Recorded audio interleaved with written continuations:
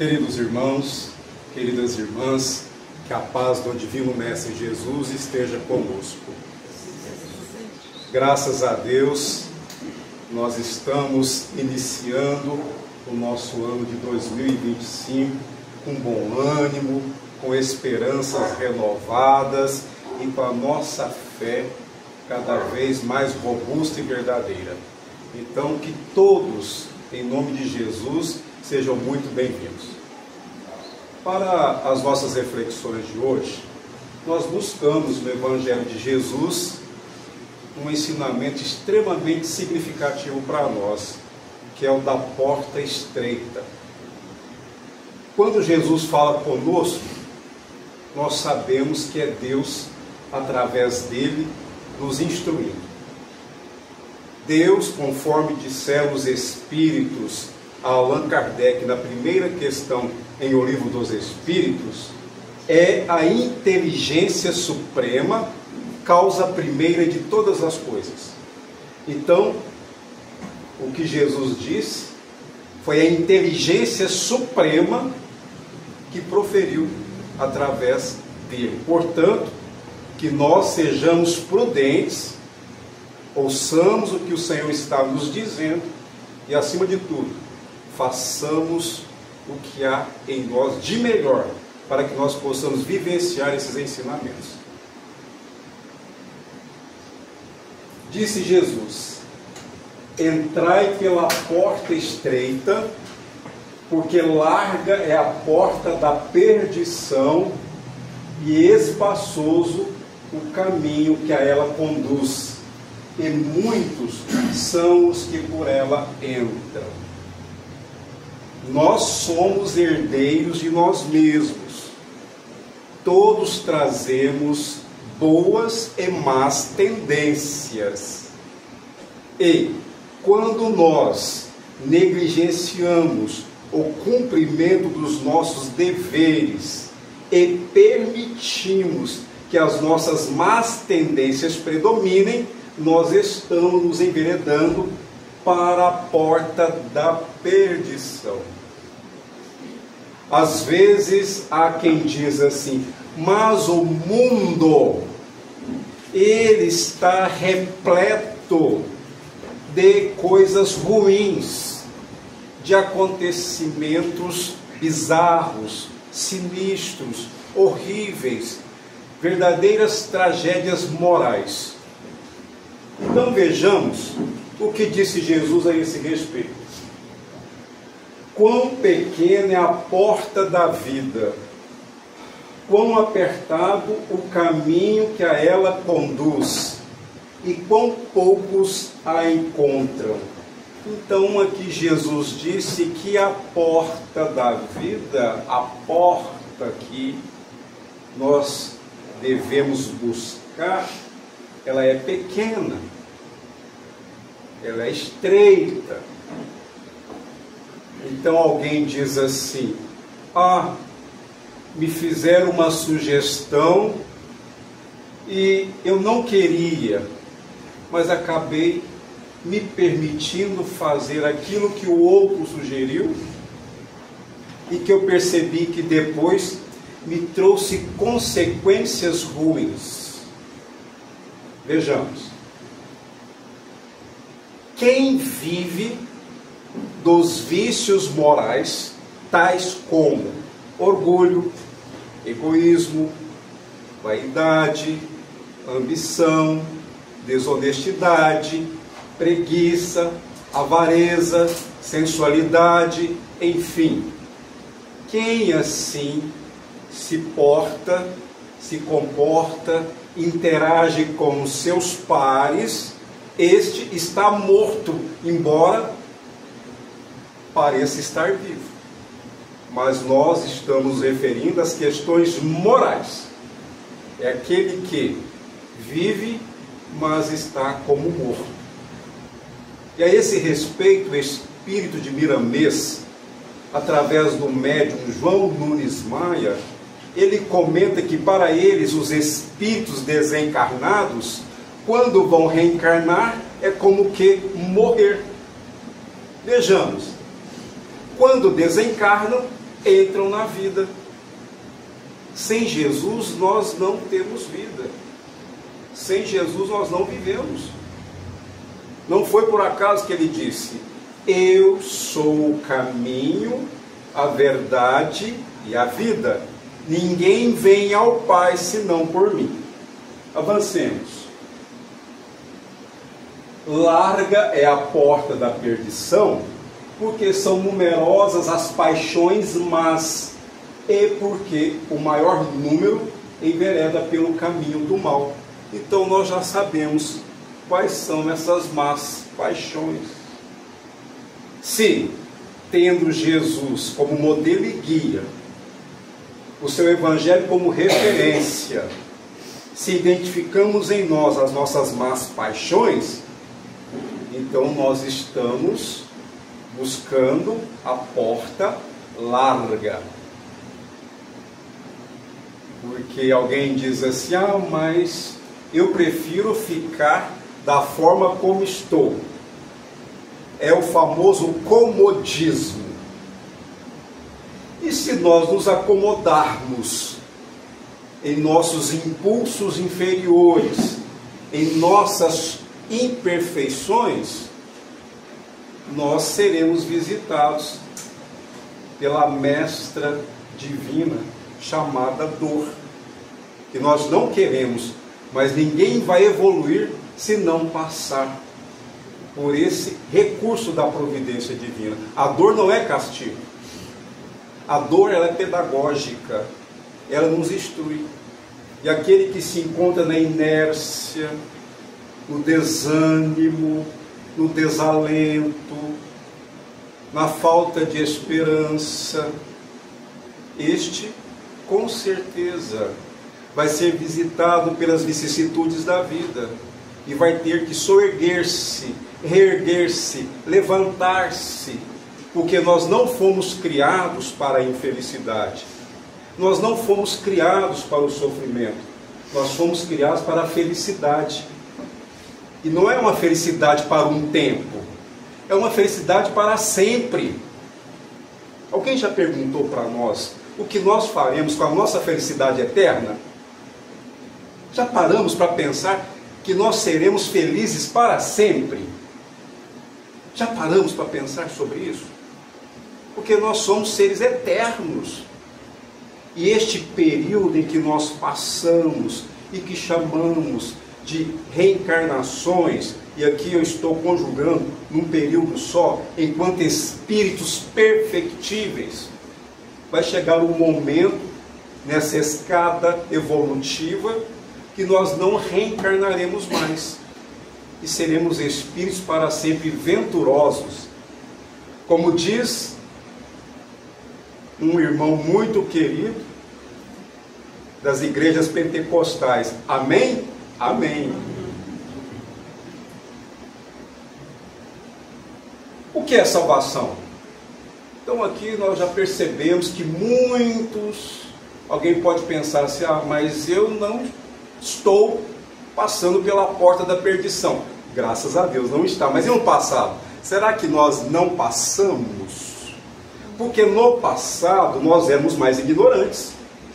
E se éramos mais ignorantes, nós nos permitíamos influências negativas. Nós caímos por conta de que, como nós não éramos muito bem instruídos, nós nos perdemos. Vejamos que Jesus também é chamado de Salvador. Mas o que a doutrina espírita diz a respeito de salvação? Vamos lá. Libertação e preservação do espírito contra o perigo de maiores males no próprio caminho, a fim de que se confie a construção da própria felicidade nos domínios do bem, elevando-se a passos altos de evolução. Então, libertação e preservação do espírito. Disse Jesus: conhecereis a verdade e a verdade vos libertará. Então, se nós sabemos que, buscando a porta larga, nós estamos caindo moralmente. Nós sabemos que a nossa queda moral vai nos trazer consequências dolorosas. E essas consequências dolorosas, nós aprendemos com elas. Reitera-se, Deus não nos castiga. Deus não nos pune. Não.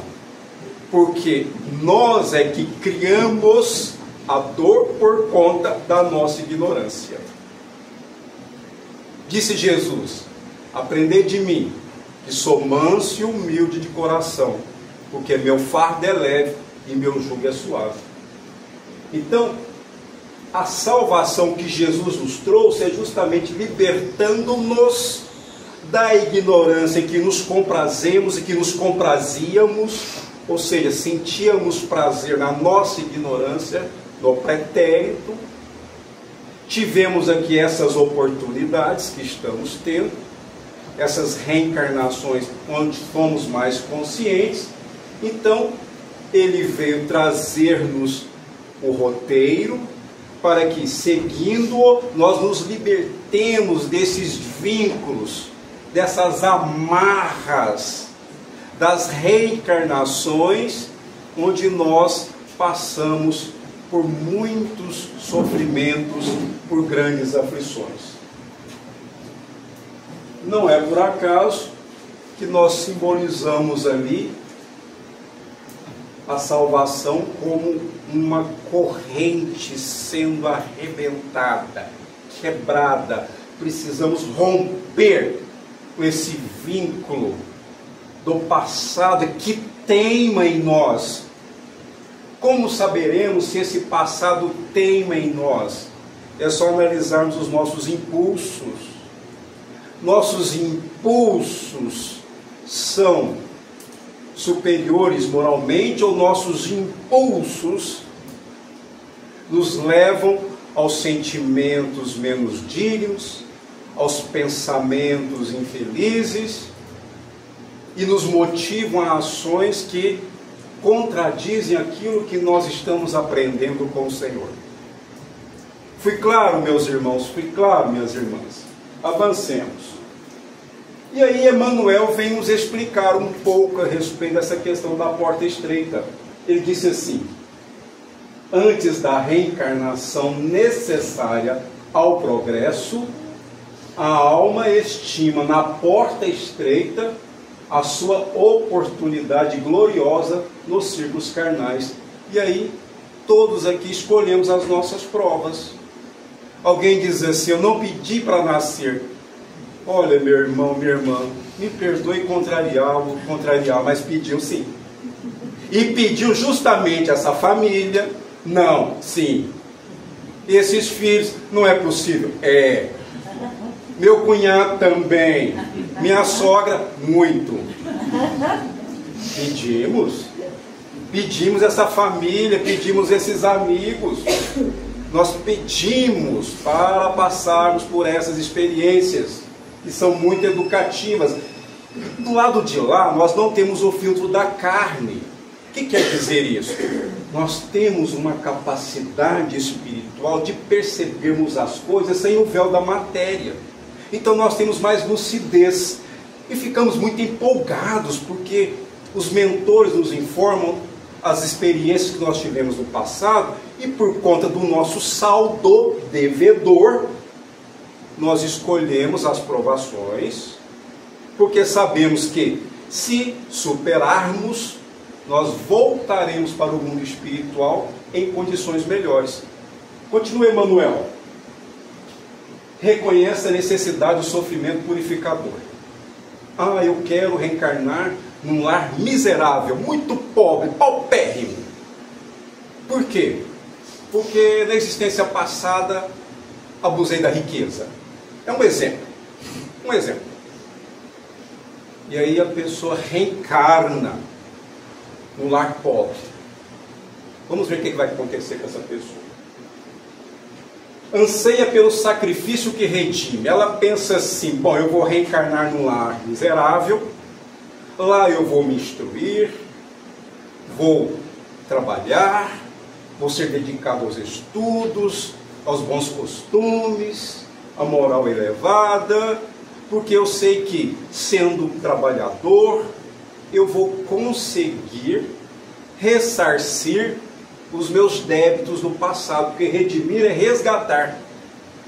E sacrifício vem do latim sacrificium, que quer dizer fazer sagrado. O sacrifício não é você se martirizar, se flagelar, se atormentar, se espancar, não. É você renunciar aos seus interesses em prol da felicidade, da paz, da harmonia do próximo. É você deixar de buscar os seus interesses para contribuir com o outro, com a outra, com aqueles com os quais nós convivemos. A mãe não está sempre renunciando a favor dos filhos? E o pai? Também. O pai também. Quando nós amamos as pessoas, às vezes nós nos furtamos de fazer determinadas coisas do nosso interesse para que aqueles que nós amamos possam ter mais do que nós. Quando nós renunciamos, nós pensamos mais nos nossos afetos. Não é verdade, meus irmãos e minhas irmãs? Exalta o obstáculo que ensina. E aqui, como eu usei como exemplo nascer num lar miserável, ele vê na pobreza um obstáculo que ensina. E aí, recordando que Allan Kardec anotou em O Livro dos Espíritos, qual das provas é a mais difícil? A da riqueza ou a da pobreza? E os Espíritos responderam, ambas. Porque a riqueza pode levar o espírito a perder-se por conta da ambição. E a pobreza, murmurar contra a providência divina. Então, tanto um quanto o outro são aí provas desafiadoras. Mas, como estamos no plano espiritual, não, vai ser fácil, eu vou conseguir superar isso aí. Continua Emmanuel. Compreende a dificuldade que enriquece a mente e não pede outra coisa que não seja lição. Nem espera senão a luz do entendimento que a elevará nos caminhos infinitos da vida. Todos os dias nós passamos por situações onde nós colocamos as nossas emoções, os nossos sentimentos, nós pensamos isso e pensamos aquilo. Farei uma pergunta e cada um responda para si. Nós julgamos alguém hoje? Nós rotulamos alguém hoje? Nós nos sentimos melhor do que alguém hoje? Hoje nós queremos mais para nós do que os outros? Ou melhor, para os outros? Enfim, como nós olhamos os nossos semelhantes hoje? Porque dependendo da forma como nós agimos hoje, nós já vamos percebendo se estamos indo pela porta larga ou pela porta estreita. São advertências de Jesus para nós. Obtém o vaso frágil de carne, em que se mergulha para o serviço de retificação e aperfeiçoamento. Serviço de retificação, de correção. Esse aperfeiçoamento é o nosso aprimoramento. A pedra bruta, lá, o mineral, o diamante, ele precisa passar pelo lapidário, ele precisa ser lapidado.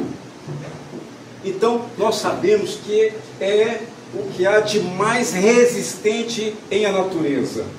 Então, ele precisa sofrer ali a força do buril para ter toda aquela beleza que nós conhecemos, que reflete a luz solar. Nossos espíritos que fazem parte desta mesma natureza, precisam passar por experiências e às vezes dolorosas, para que as virtudes espirituais que todos nós temos possam se desenvolver. Certa feita perguntaram à Madre Teresa como ela via Deus. Ela disse: no semelhante. Nós já vemos Deus no próximo. Nós já conseguimos ouvir Deus no outro. Temos que trabalhar. Reconquistando, porém, a oportunidade da existência terrestre, volta a procurar as portas largas por onde transitam as multidões. Então, nós reconquistamos a oportunidade, descemos para a matéria, e aí nós esquecemos. Alguém aqui se recorda o que falou para o amigo espiritual lá no astral, o que faria quando reencarnasse? Deixa-me ver aqui. Não, nenhum de nós está lembrando. Olha, o mentor falou assim: você vai lá, presta atenção, você vai reencarnar num lar espírita ou não, você vai aprender isso, vai ter tal profissão, vai passar por determinadas provas. Aí alguém pode estar se perguntando: mas tudo o que acontece na existência está programado? Não, claro que não. Mas o gênero de provas, sim, o gênero. Os detalhes ficam por nossa conta, porque nós temos o livre-arbítrio. Deixando claro que provação não é determinismo. O que é determinismo? Não está determinado. É feita uma programação, e aí você se submete àquela programação. O determinismo, no que diz respeito a nós, segundo Emmanuel, em uma de suas páginas, ele é relativo. Por quê? Porque nós temos a razão e a vontade. Razão, pensamento, raciocínio e vontade. Não boa vontade. Eu não estou falando de boa vontade, porque de boas intenções tem lugar que está cheio. Vocês já sabem disso. Eu estou falando de vontade. A vontade é determinação, é coragem, é decisão.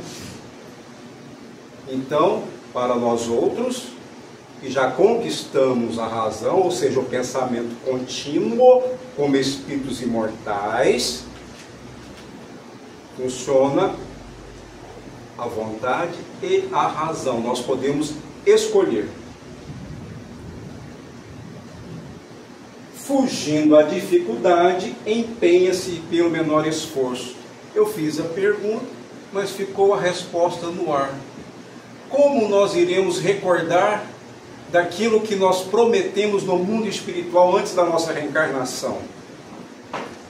Nós trazemos no nosso inconsciente, através das intuições e das orientações que nós recebemos dos nossos amigos espirituais. Nossos amigos espirituais estão sempre nos lembrando daquilo que nós prometemos no plano espiritual antes de reencarnarmos. Então eles nos inspiram. Eles dizem assim: olha, você agora está querendo recuar diante dessa prova. Sabe aquele lar miserável que eu usei de exemplo no início da nossa conversa? A pessoa quer abandonar a família, que ela seja miserável, mas ele não quer ser. Ele foge da família, ele quer ficar distante da família, ao invés de procurar recursos para tirar aquela família da miséria. Perceberam? É diferente. Irmãos nossos que pedem provas, como por exemplo: vou reencarnar, vou reencontrar-me com aquela que eu amo, ou com aquele que é o amor da minha vida, mas eu não posso casar-me com ela, não posso casar-me com ele. E a minha prova é resistir à tentação, porque casarei-me com outro, com outra. Porque os meus compromissos são com outro, são com a outra, e não com essa, que é o amor da minha vida. Reencarna, desenvolve-se, chega na fase adulta, e conhece alguém que ama apaixonadamente. Mas no percurso, reencontra aquele afeto do passado. mas já fez compromisso com esse, e aí vem a tentação da infidelidade conjugal. Você não pode assumir outro compromisso, porque o que você programou é para estar com essa pessoa. Isso acontece muito, e existem aqueles que fracassam, mas esse é um outro estudo. Fiquem na expectativa, nós iremos falar a respeito. Temendo o sacrifício, exige a vantagem pessoal. Longe de servir os semelhantes, reclama os serviços dos outros para si. Quem gosta de só ser servido, olha, eu vou te falar uma coisa, e vou falar para mim também. Cuidado, hein? Cuidado. O que disse Jesus? Qual é o maior no seu reino? Aquele que mais serve. O que mais serve. Ah, mas por que sou eu que tenho que fazer isso? Tudo sou eu? E por que não? Você está se achando? Ah, mas sou eu que faço isso em casa. Continue. Continue. Porque quem aprendeu a servir vai se emancipando. E é incrível o que disse Jesus. Aquele que se rebaixa será exaltado. Porque Jesus, sendo o Senhor do mundo, certa feita, todos nós sabemos que ele lavou os pés dos discípulos. Ele colocou uma toalha no seu corpo, sentou-se, ali colocaram uma bacia com água, e ele começou a lavar os pés dos discípulos.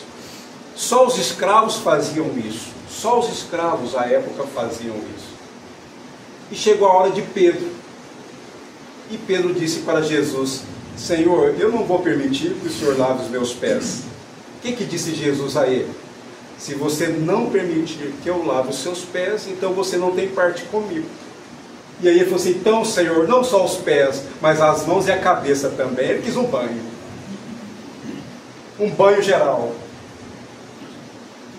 Então, a humildade.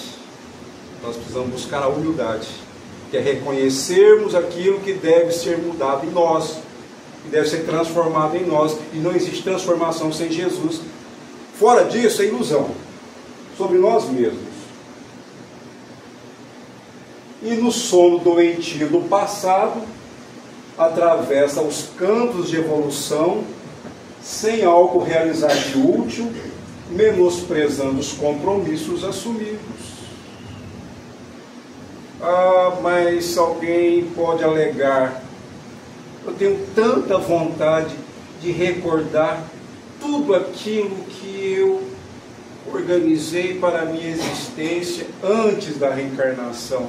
Meu irmão, minha irmã, eu disse, sabe, esse desejo íntimo, essa vontade de realizar algo, sabe, esse impulso de, eu quero fazer tal tarefa, eu quero participar de tal curso, eu quero realizar isso, eu quero realizar aquilo, eu não posso ver um animal sofrendo, que aquilo dói a minha alma, eu não posso ver uma criança faminta, que eu fico atormentado, eu não posso ver um pobre na rua mendigando, que eu quero ajudar a levar para a minha casa. Olha aí, olha as tendências, olha os impulsos que nós trazemos e que vão se manifestando. E aí nós desconhecemos que nós pedimos. Então isso aí já vai mostrando para nós aquilo que nós queremos realizar no que diz respeito ao nosso progresso espiritual. Finalizando, em geral, quase todos os homens aqui, homens e mulheres, somente acordam quando a enfermidade lhes requisita o corpo, as transformações da morte. E aí diz assim: se fosse possível voltar, pensam todos. Se fosse possível voltar, pensam todos. Então, as oportunidades, elas vêm e passam. Nós estamos aproveitando as nossas oportunidades? Precisamos pensar a respeito. Esse dia não vai voltar. Com que aflição acaricia o desejo de tornar a viver no mundo, a fim de aprender a humildade, a paciência e a fé. Com que transporte de júbilo se devotariam então à felicidade dos outros. Então, chega um momento, nós perdemos as oportunidades, e aí já não temos mais saúde física, já não temos mais condições de ajudar as pessoas, as oportunidades não voltam. E aí? O que fazer? Mas é tarde. Rogaram a porta estreita e receberam-na. Entretanto, recuaram no instante do serviço justo.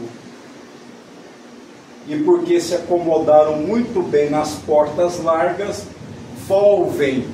voltam a integrar as fileiras ansiosas daqueles que procuram entrar de novo e não conseguem. Mas, na questão 171 em O Livro dos Espíritos, onde fala da justiça da reencarnação, Deus sempre abre as portas do arrependimento para nós. Sempre. E este não conseguem é um tempo, é um time que todos nós vamos precisar para nos reajustarmos e voltarmos para o caminho normal da evolução. Porque muitos irmãos nossos estão transviados, estão aí passando pela porta da perdição, mas vai chegar um momento que vão ficar cansados, e aí vem o arrependimento e vão buscar a regeneração. Vem a regeneração, a reparação, mas no porvir, todos nós seremos felizes, e felizes para sempre. Gratidão, meus irmãos, minhas irmãs, que o Senhor nos abençoe a todos.